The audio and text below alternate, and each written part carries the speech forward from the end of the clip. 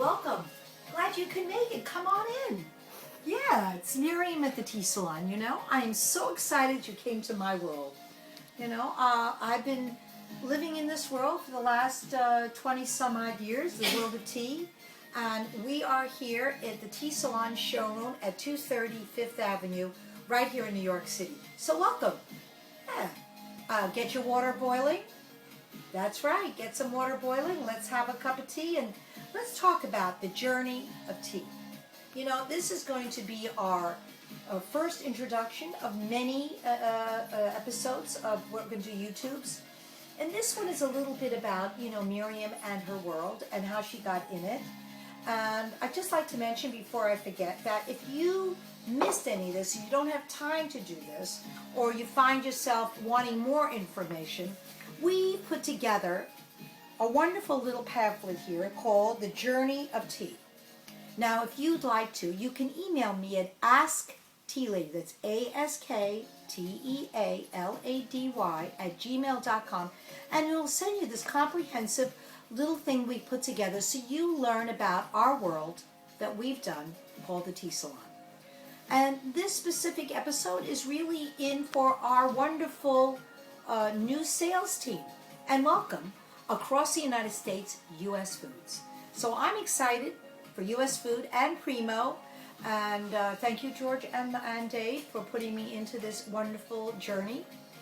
And today we're going to talk a little bit about our mission and who we are and how I got started. So let's start with Miriam, sister, about to marry an Englishman. That's right. It started, my sister Lola said, you know what? I think I'm getting married. And I said, great. Come on and meet the family. Where were they? Liverpool, England. That's right. So I was living in Italy at the time. I just sold a perfume company with a man named Herb Alpert. That's right, the famous Herb Alpert, Tijuana Brass, A&M Records. And I was retiring, I thought, into the world of painting, which is my passion, and the world of sitting back and relaxing and being in Florence, Italy. And I get a phone call. I go to Liverpool. We meet the family in this proper lounge, as they call it, and they're having a cup of tea. And realizing then that it was a lovely moment. In the middle of the afternoon, they dolly out these scones and Devon cream and jam and tea sandwiches and desserts. And there I am having a cup of tea. A proper cup of tea, as she called it.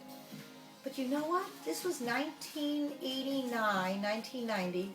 You know what? And their tea wasn't so fabulous. It was wash water. And so my sister's new mother-in-law at the time, she says, I heard you're such an entrepreneur. I bet you could make a good cup of tea. So guess what? We did. I did a little due diligence. I traveled. I drank. I went around the world and realized that the world drank tea, except for Americans. Then at that time, we weren't drinking tea only when we were sick. If you were feeling bad, your mother would come over. Oh, darling, sit back. Mom will make you a cup of tea. And that's the way we related to the world of tea at that time. So I knew it was time for me to put my nose, my self-taught perfuming nose, into the world of tea. And that's exactly what I've done. I've created a line of teas all about my art, my smells, my nose, and here I was. I opened below the Guggenheim Museum in Soho, a lovely place of 5,000 square feet, the largest tea room ever built. And in less than 2 years, I was the most famous tea lady in the world because nobody that crazy would build anything that big at that time. So here I am. I was nosed from Florence Fabricant herself of the New York Times as the tea guru of the world in 1992. And there was the launch of the Tea Salon below the Guggenheim Museum at 142 Mercer. And I started in Soho, New York. So, tea has grown a long distance. It's a 2,000-year-old product. It's not like I invented tea. Miriam Novalle didn't invent tea. They say there was a famous Buddhist monk that was sitting under a tree, having his cup of hot water. And the Camellia sinensis tree, which is the Latin term for tea, he was sitting under the Camellia sinensis tree, and there a leaf fell into his cup.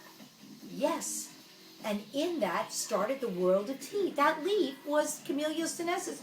His first cup, they say. We'll never know, to tell you the truth. It was a couple thousand years ago. Unless we have this psychic moment and he might appear. I don't think so. Anyway, so they were there, sitting there having their tea, realizing that he was sitting in his meditative form. He was alert. He was awake.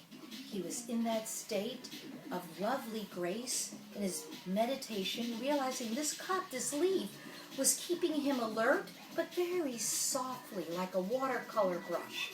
And he was in this moment of grace, and every day they took out a leaf and put it into his hot water. And that was the beginning of the world of tea.